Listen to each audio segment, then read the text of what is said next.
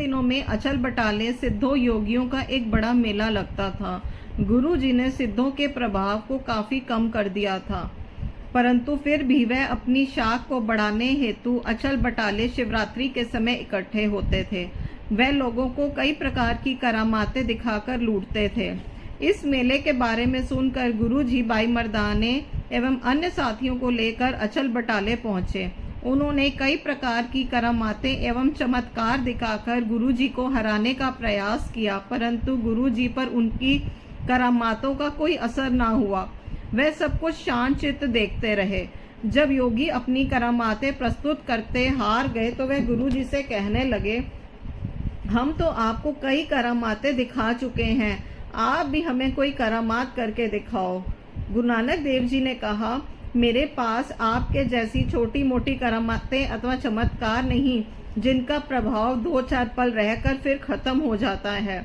मेरे पास वह करामात है जो खत्म नहीं होती, अपितु हर समय मेरे पास रहती है।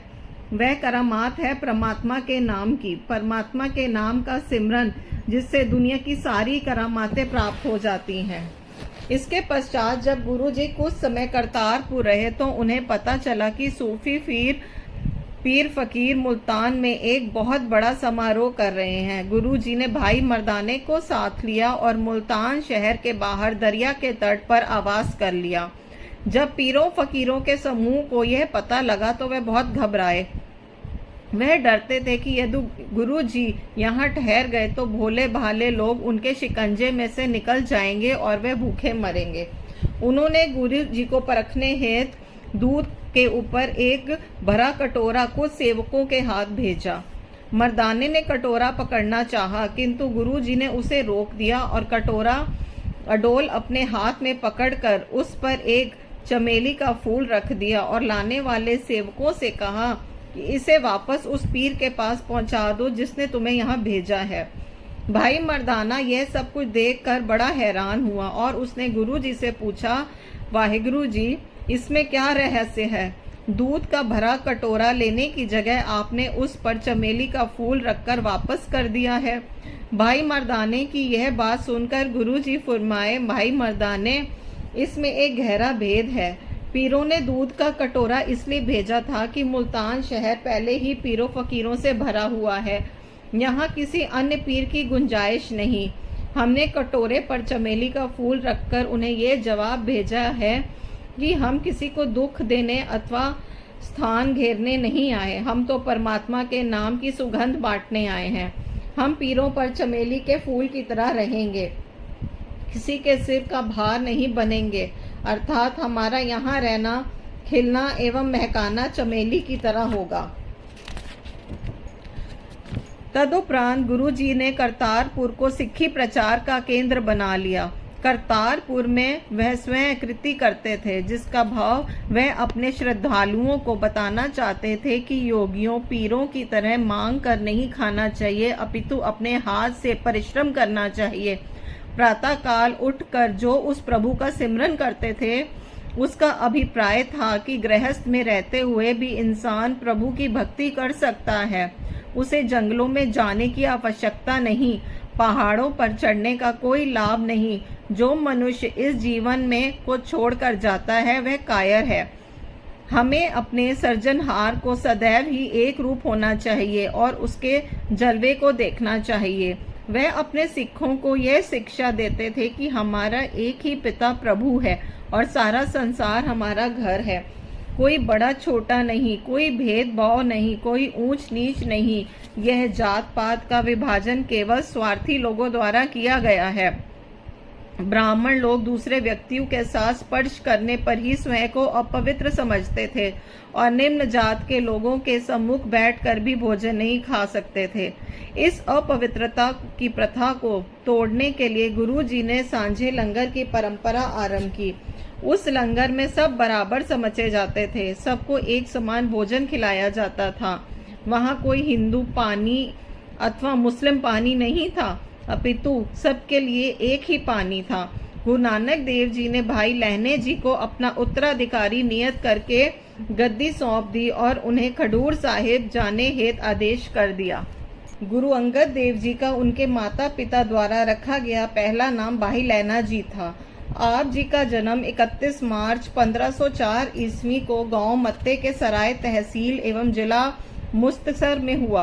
आपके पिताजी भाई फेरूमल जी कुशल साहूकार थे और फिरोजपुर के हाकिम की मुनीमी का कार्य करते थे।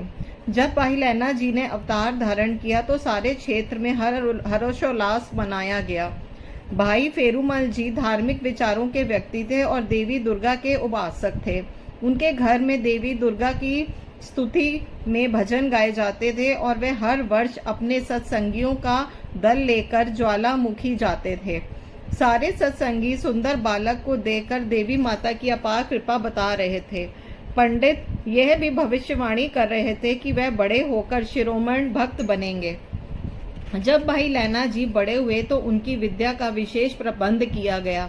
भाई फेरूमल जी जैसे ही स्वयं अच्छे पढ़े लिखे थे, इसलिए अपने पुत्र को हर प्रकार की विद्या पढ़ाई। जब भाई लैना जी जवान हो गए तो आप जी का विवाह गांव खडूर जिला अमृतसर में देवी चंद की सुपुत्री खीवी जी के साथ कर दिया। आप जी नित्य प्रातःकाल गांव के तालाब में स्नान करने जाया करते थे। एक दिन जब वे स्नान करने गए तो उन्होंने एक व्यक्ति को स्नान करते देखा।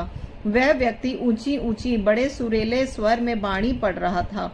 भाई लैना जी ने इतनी मधुर बाणी सुनकर मुग्ध हो गए। वे तुरंत उस व्यक्ति के पास पहुंचे और निकट जाकर उन्होंने देखा कि भाई जोध आशा दीवार की 21वीं पौड़ी का पाठ कर रहा था। भाई लैना जी ने ऐसी बाणी पहले कहीं नहीं सुनी थी। वह तो केवल देवी की भेंटें ही सुनते थे अथवा स्वयं गाते थे।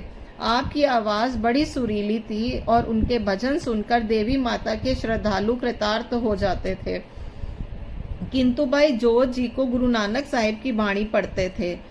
उसके सामने देवी देवता के भजन उन्हें फीके लगे।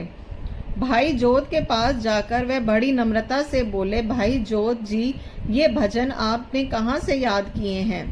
भाई जोध जी बोले, महापुरुषों, यह भजन नहीं है, ये बाबा नानक निरंकारी की ईश्वरीय बाणी है। वह उन्हें धुर में उतरी है।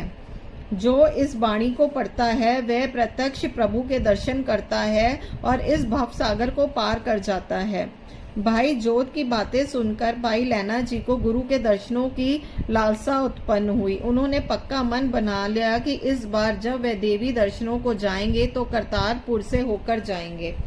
भाई लैना जी को बढ़िया किस्म के घोड़े रखने का बहुत शौक था। उनका व्यापार दूर दूर तक के गांव में चलता था, इसलिए इसी के चलते उन्हें घोड़ों के पास होना उनके लिए आवश्यक था। इस वर्ष भी जब वे अपने साथियों को लेकर ज्वालामुखी पहुंचे तो उन्होंने सबसे बढ़िया घोड़ा सजाया। करतारपुर के निकट पहुंचकर उन्होंने अपने साथियों को समीपवर्ती गांव की धर्मशाला में ठहरने के लिए कह दिया और स्वयं घोड़े को एड़ी लगाकर करतारपुर की ओर रवाना हो गए। दरिया पार करते ही उन्होंने नया बसा नगर दिखाई दिया। उन्होंने सीधे उस तरफ अपने घोड़े को मोड़ लिया। जब वे गांव के बाहर पहुंचे तो एक ऊंचे लंबे एवं सुडौल शरीर वाले वृद्ध को उन्होंने वहां खड़ा देखा। उन्होंने उस वृद्ध से गुरु नानक के दरबार का मार्ग पूछा। वृद्ध ने उन्हें कहा कि उनके पीछे पीछे आए, वह उनको गुरु के दरबार में ले जाएंगे। गुरु नानक देव जी के दरबार के समीप पहुंचकर उस वृद्ध ने भाई लैना जी को एक खूंटे की ओर संकेत करके कहा, घोड़ा इस खूंटे के साथ बांध दो, सामने गुरु का दरबार है, गुरु जी आपको वहां ही मिलेंगे। भाई लैना जब दरबार में उपस्थित हुए तो उन्हें पता लगा कि उन्हें मार्ग में दिखने वाले गुरु नानक देव जी स्वयं ही थे। गुरु नानक देव जी के दर्शन करके भाई लैना जी कृतार्थ हो गए। भाई लैना जी फिर स्थायी तौर पर करतारपुर रहने लग गए। वह तन मन से सेवा में जुट गए। लगभग 7 वर्ष उन्होंने वहां सेवा करके निभाए। गुरु नानक जी की द्वारा उन्हें जो भी आदेश दिया जाता था वह सत्य वचन कहकर उसी समय कर देते।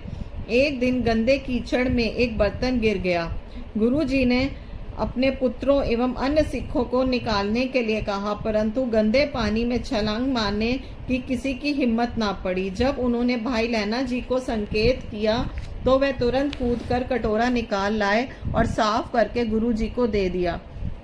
भाई लैना जी के आचरण एवं गुरमुखता को देखकर गुरु नानक देव जी समझ गए कि वह अब उनका अंग बन चुके हैं। उन्होंने भाई लैना जी का नाम अंगद रख दिया और अपनी गद्दी उन्हें दे दी। गुरियाई देकर गुरु नानक देव जी ने गुरु अंगद देव जी को खडूर जाने हेतु कहा।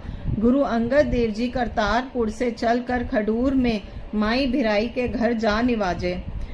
सारी संगत उन्हें ढूंढती रही, परंतु वे कहीं भी न मिले। आखिर सारी संगत इकट्ठी होकर बाबा बूढ़ा जी के पास गई और उन्हें विनती की कि इस कार्य में वे सहायता करें। जब माई भिराई को यह पता लगा कि बाबा बूढ़ा जी कुछ सिखों के साथ लेकर स्वयं उनके घर की तरफ आ रहे हैं, तो वह उन्हें आगे ही जा मिली। माई भिराई के चेहरे की तरफ देखकर बाबा बूढ़ा जी जान गए कि सद्गुरु यहाँ ही हैं। उनके साथ रबाबी बलवंड को भी लाए थे। उन्होंने उसे रबाब बजाने और शब्द का गायन करने हेतु कहा। रबाबी ने शब्द गाया तो गुरुजी बाहर आ गए। वह सबको देखकर मुस्कुराकर बोले, आपने वास्तविक बात को ढूंढ लिया है। यदि गुरु को पाना है तो कीर्तन करो।